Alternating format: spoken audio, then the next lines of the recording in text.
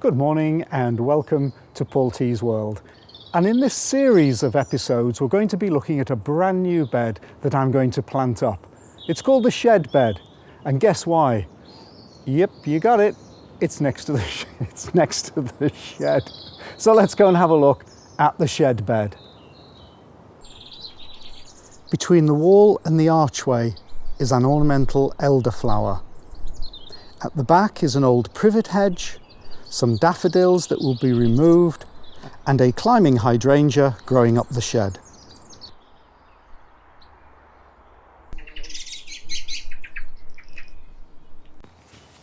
I've been given two old deciduous azaleas that are in pots that have seen better days. I want to see if I can give them a new lease of life. Lots of fresh ericaceous compost and planted at the front of the border near the shed. I like some tall plants at the front of a border to give instant height but not block any plants behind.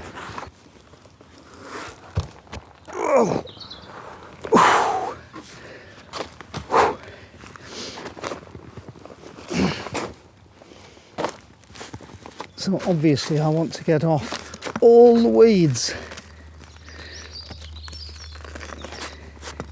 Now this has been about 5 or 6 years, possibly more, in this pot.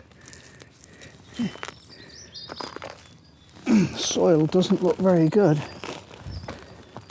So I'm hoping that once we've changed the soil and put it in the ground, now I wonder what this is. That it's really going to enjoy the new situation and actually flower better. Because it's about on its last legs.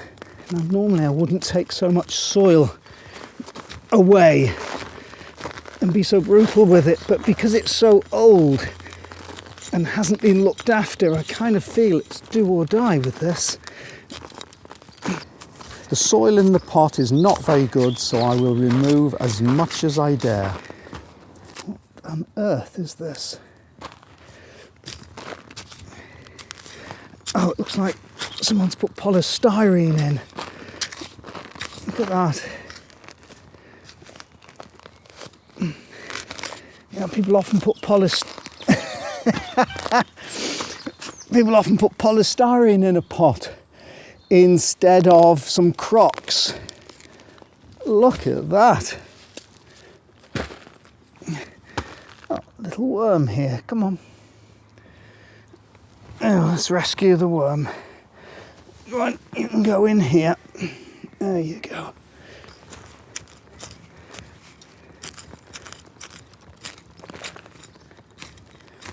Well, I think as it's going in the ground, anything else under there? Any more polystyrene? Not loads of roots, is there? So now let's prepare the hole where it's going. The idea is to give a little bit of height at the side of the bed. Don't want everything tall at the back, short at the front. I want to mix it up a little bit. Dig the soil in with this compost so that it isn't an abrupt join between the compost, the good, nice, ericaceous compost, and the surrounding soil. Because we want the roots to actually, well, move if they can. Although ericaceous plants don't have a big root ball. Let's just pop it in and then have a look at what orientation, what direction you want it. Just work some of this ericaceous soil down amongst the roots. This is the fertilizer I like for ericaceous plants. Slow release. Won't put too much on, but I'm sure it's starving this plant because it's been in this pot unfed for years. Now, because my soil is quite light, what I tend to do is make a little bit of a moat, because I'm not worried about water pooling. If you have clay soil, then you do need to worry about that. Clay soil is great for holding water and nutrients, but sometimes you don't really want water held, especially as it's very early spring. And many people, including here, could still have a frost before May. There we are. So I want to take off as much as possible. It's always exciting putting new plants in and old plants, because you don't know how they're going to perform. There's time for this to perform now with all this food and ericaceous soil that it should like. I love this job, actually, doing this, because when do you look at a plant this closely? I look at plants this closely when I'm watering and when I'm pruning. So these deciduous azaleas, they scent, they grow tall. The leaves in autumn are often very nice. They've got a lot going for them. And what I will want to do is grow things underneath so that this emerges from some nice plants. In fact, I'm probably going to put some azaleas here. Oh, this is going to be good. This is going to be good. Yeah, there's buds just about everywhere here. They're not big buds, but a bud's a bud. Isn't it? So I'm going to take the rose off the watering can, because I want quite a torrent of water to come down, to get right down amongst those roots, because I want the air to be pushed out. The first plant in this bed. I want this bed absolutely full of plants. I have a rhododendron in the front garden, which is in the wrong place. It's a nice shrub, but too tucked away out of sight, so I'm going to move it to the shed bed. Ideally, I'd move it after it has flowered, but I want to get this bed designed and planted up as soon as possible.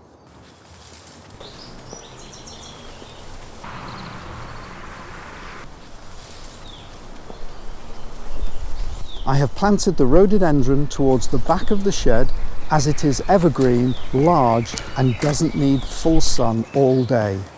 I'm trying to keep the acidic loving plants, that's the ericaceous plants, all together. That's the climbing hydrangea, rhododendron, and this deciduous azalea.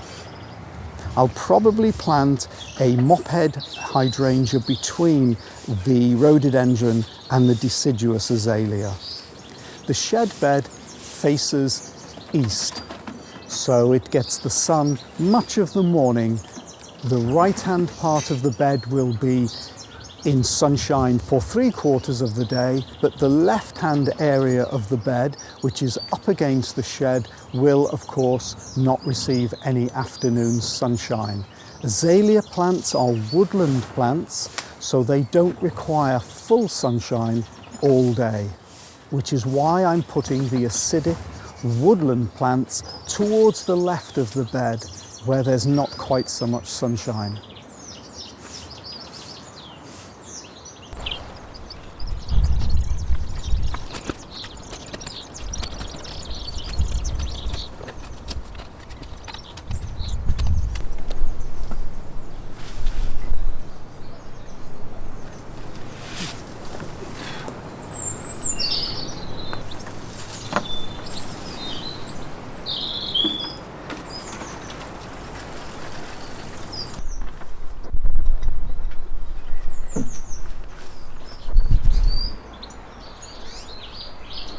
So as we've seen, I've moved this rhododendron from the front garden.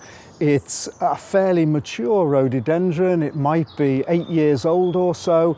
It's going to flower shortly, but I've moved it anyway. I'm very confident that it's going to flower okay and it's going to be happy with being moved. And what I think I'm going to do is I'm going to put azaleas in the front here. Azaleas do so well in my garden that I think really I should continue to have plenty of azaleas. And later on, I'll be planting some hedging plants to go at the back of the border.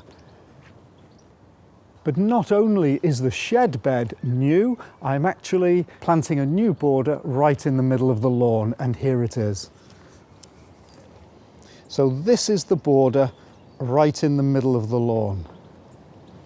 I did have, I'm going to confess, I had a pear tree here and I had a pear tree there, but they never produced enough. I just felt they weren't earning their keep. So I've taken them out.